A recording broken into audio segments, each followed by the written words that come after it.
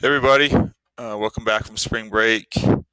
Man, just hearing the news that we're not coming back at all is really sad and kind of disappointing. Miss you guys and hope everybody's doing well. I know some of you are really struggling with this online school or from homeschool stuff, but just do the best you can and stick it out. We got less than a month left about, and you'll be done. And hopefully for you seniors, life will move on, and for the rest of you that get back to normal. But I want to try to go through this test with you so you kind of know what's going on. This is for financial literacy and CE Finance 2870. And so we have a little bit of stuff here this takes the whole week. So you got the entire week to work on it. You're probably going to need a couple days. It's a little bit of a thing, but it's putting together everything that we've done for a little while. So this stuff up here, you just go through that. Some stuff I want you to be aware of. This is good stuff, guys. I wish we could talk about it in person. This is a big deal. Lots of stuff to think about for later in life as you look into buying cars and homes and stuff, and some good discussions I wish we could have in person. But I want to focus more on down here with test 3. So again, you have all week to work on this. Please follow the directions and instructions. Please read things. Don't just assume and jump ahead so you kind of know what's going on, okay?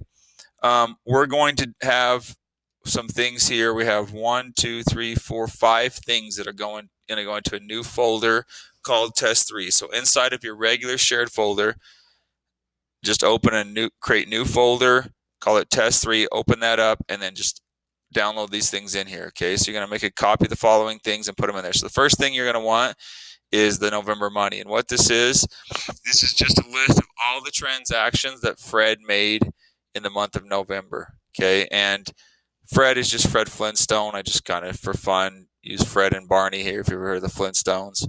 Flintstones, meet the Flintstones. That one. Yeah, anyhow. Fred, Barney, Wilma, Bam Bam. Good stuff back when I was growing up. But this is just some things similar to what we did on the check register, okay? And I made these up, so they're all local places. And of course, you buy some Jordans in there. His feet get sore from driving his car with his feet. These transactions end right here on the 30th. Okay, that's all there is. When you go down to here, this is just for the bank statement, for the reconciliation. Don't worry about this when you're doing this part right here until you go to reconcile, okay? But you're going to use all of these transactions. Like it says right here, remember, only record the transactions in the check register that affect it. If they're just cash, they only affect your budget. So right here, November 4th, spend $10 for cash for going with Barney to Brad's. That's only going to go in the budget. It is not going to go in the check register. But right here, he uses his debit card at KB to fill his car with gas. That's going to go in the check register, okay? So again, only enter the transactions off here in the check register that affect the check register. But all of these transactions will go into the budget, okay? And I'm going to show you what those are here in just a second.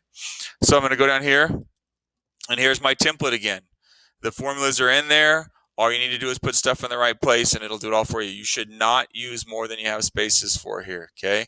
This is accurate. This time on the assignment, I kind of messed up that, but on this one, you're only going to use these. So please fill this out just like we did the check register, and you can refer to all those assignments and look at that stuff too to go back and remember what you did. But you're going to put anything off of this into this that affects it. Okay, so I'm going to go through the first one with you really quick. Deposit is paycheck from 285.60 on November 1st. So we know the date's 11/1. This is a deposit, so I'm going to put DP. Okay, and the description is paycheck and tips. Okay, so he has two types of income here. His paycheck is going to be fixed income. His tips are going to be variable income. Okay, it's not a payment, it's a deposit. So he's going to deposit his check for $285.60 plus $45 in cash from tips. He's keeping the other $45 in tips. Let me just make this straight. He has $90 total in tips.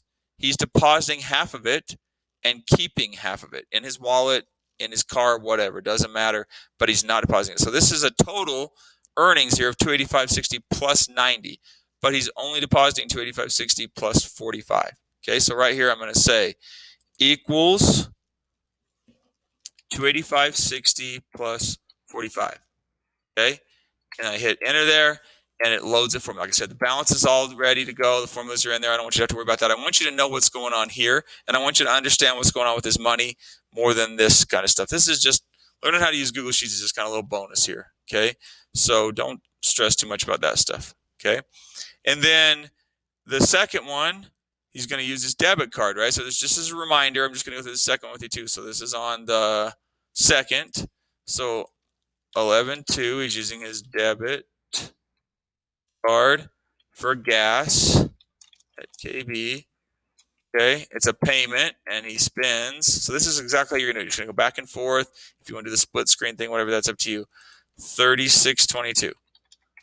Okay, we've done this before. This is a check register. Shouldn't be a big deal. Go down through here, enter all this. Only if it goes in the check register. After I get done doing this, if this is me, I would go through and enter all this. And then after I get done, I'm going to go back to here, and I'm going to open up the next one. And this is this template right here for the budget. Okay, this budget seems like a big, hairy, nasty thing, but don't let it scare you. I've got it all set up for you. It shouldn't be hard. Okay. Normally, when you do a budget, you're going to look at your planned or your guess. And then when you have your actual costs, actual incomes, you're going to go through and look at those and go, oh, okay, well, I was close, but I'm a little off, so now I adjust. So the planned is right here. This is just a guesstimate before the month started. Don't worry about these numbers. They're not supposed to match exactly what you have. The main reason I put this in here is to guide you in your categorization.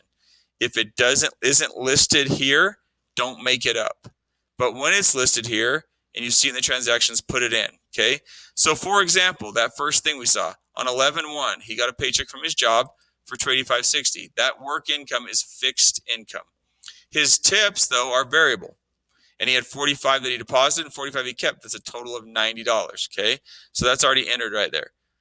11/1 job, $285.60, tips, $90. Okay. Don't worry about anything over here right now. When you get done with all these, you're going to total these and then transfer those totals over to here. Okay. If you get a gift, put it here. Tips would go down here. Okay. He's guessing he's going to get 120 for the month. Doesn't have to be 120. That's just a guesstimate before the month started. Now we're putting in what actually happened. Okay. If it says cell phone is a fixed expense, put it in over here, label it, and then keep it over here. Okay. So his first expense he had was on 11/2. We're going to have gas as a variable expense. 11/2, he had gas. Hot gas. Sorry, that sounded bad. He didn't have the tacos or anything. And then going back here, the gas was 36.22. Okay, so I'm going to enter that in my budget as well, right here at 36.22. Okay, so I've done your first couple transactions for you. Those are going to be saved in there. Don't make this harder than it needs to be. Don't read too much into this. This is just planned to guide you. This is a guide more than anything. You enter your numbers down this way, transfer them over here, and then it'll do it all for you, and you'll have your leftover. Again, this is just a guess here too. All this is set up to do this stuff for you. Okay. If you want to transfer numbers, you could go like right here, total job is equal to this total here. And then as you enter stuff in, it'll add it in for you. That's up to you. You don't have to do it here. You would have to break out gifts and tips. So it's not the simple. Either over here, it wouldn't be that simple either. But the only thing that goes into fixed income is job. So I just did that one for you. Okay. So I have my November money. And there's no work on that. It's just for reference. I have my check register, which anything off of November money that affects the check register goes in here. And then I have my budget. Okay. And then everything off of this, all these transactions right here go on to the budget. Okay. Everything. The other things I have a bank reconciliation form. Yay. We all love bank reconciliation forms. And, you're going to love doing that again. So I click on that right here. I open it up. Again, it's all set up. Okay. Seems like there was some confusion on this the first time. Let me just go back over this with you again. I have my check register. Okay. As stuff clears the bank, it records in the bank statement. So I have all these transactions that went through the bank. And then down here, I have that went through the checking account. And then down here is what the bank shows. Sometimes you write a check. It doesn't clear the bank yet. Sometimes you make a deposit. It hasn't cleared the bank yet, especially towards the end of the month. You see the last deposit's 11/23 here. But if you go back to our November money up here, we made a deposit on the 30th. Typically, stuff on the 30th, 31st, end of the month is not going to make the bank as the time of the statement. So I would have to reconcile for this on this statement. So any deposits on bank statement, not your check. No, that's not the one. Add deposits made but not shown on statement. That's where that would go. I made a deposit, but it is not on the bank statement. So I put it here. Again, I get my balance for my check register right here. This is my check balance at the end when I'm all done. That's what goes right here. And then this is the ending balance that the bank got. So that would go right here. Okay. And then you're going to make them balance. Anything checks or charges that do not clear the bank go here. Don't list them all. Only the ones, a lot of people, for whatever reason, listed all the ones that did clear the bank. Just the opposite. We want to list the ones that don't clear the bank. Okay, again, really quickly. I'm going through here. Check 101, 102, 103, 104. Okay, well, what's the highest number check I wrote? I wrote check 105. It was at the end of the month. It did not clear the bank yet. So I'd put check 105 and 7640 on checks outstanding. I do not list the checks that clear the bank. That's what a lot of you did on the assignment. Please don't do it that way. Okay. Any charges that didn't clear the bank, I want to get those on there, or transfers or whatever. Any money that came out that did not clear the bank, I want to list under checks outstanding. Okay. Really simple. You're just going to have a couple towards the end of the month that hit, that didn't make it or didn't hit yet or something. Put those on there and make sure those balance. Okay. That's the bank reconciliation. So that's the fourth thing. The last thing is going to be the easiest thing you do, but a lot of people seem to leave it out for whatever reason. It's just some scenarios I'm giving you of some things that we've covered in class so far. Like Fred wants to buy a new car. Well, on today's website, we're talking about the pros and cons versus buying a car and leasing a car. Okay, he wants to buy a new car. Well, what do you think? Should he? Does he have enough money, first of all, in his budget? So you go back to the budget. Is there enough savings right here when you're all done that will allow him to buy this car? And then buying a car, a new car, what's some of the good and down to that? So what's some pros? What's some cons? Okay, can he afford it? Yes or no? If so, would you suggest he do it? He might be able to afford it, but you might think, no, I wouldn't do that because of this or whatever. Okay, we had some stuff on charitable contributions and panhandling and that kind of stuff right here. Thanksgiving Sing is tugging at Fred's heart, and he's considering contributing to a charity each week for $40. Remember, that's 4 times 40 for the month. Okay, can he afford it? Yes or no? Should he do it? What's some of the pros to contributing to a charity? What's some of the cons potentially?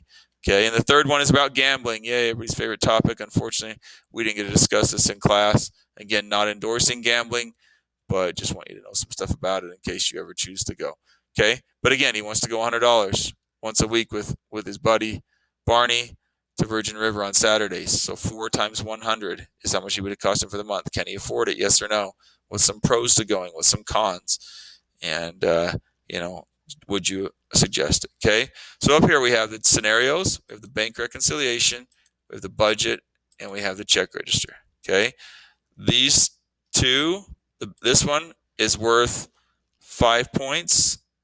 These other ones is worth 10, and these are, 10, 10, 15, and 15. Okay, these are the most heavily weighted. It's worth a total of 50 points. It does go in the test category. Okay, if you're off $2, I'm not going to take off 20 points. I'm going to take off 1 point. Okay, if you're off on the total. The point is that I see that you get what you're doing, even if you entered a number wrong or something and you're off by a dollar or something. That's not the point. The point is that you understand what you're doing. Now, when you balance your checkbook, you shouldn't be off. You should be able to go back and find it. And I love it that some of you guys had to go back on your assignments and do them over and over again to catch those dollars. That's what real life is like. Man, where am I missing that dollar or $2 or 50 cents or whatever? And it sucks, but that's real life. You got to go back and find that to balance your checkbook.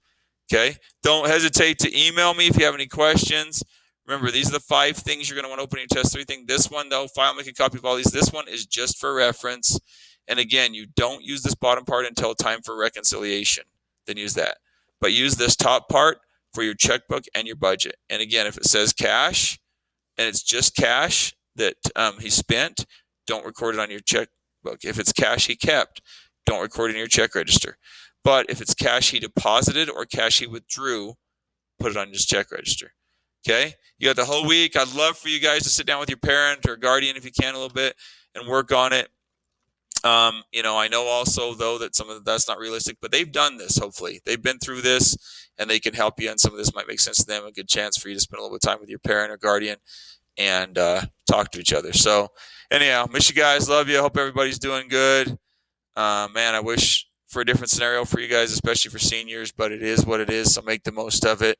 And this will be a small part of life compared to all the other great things you're going to go on and do. But 1 more month. Stick with me.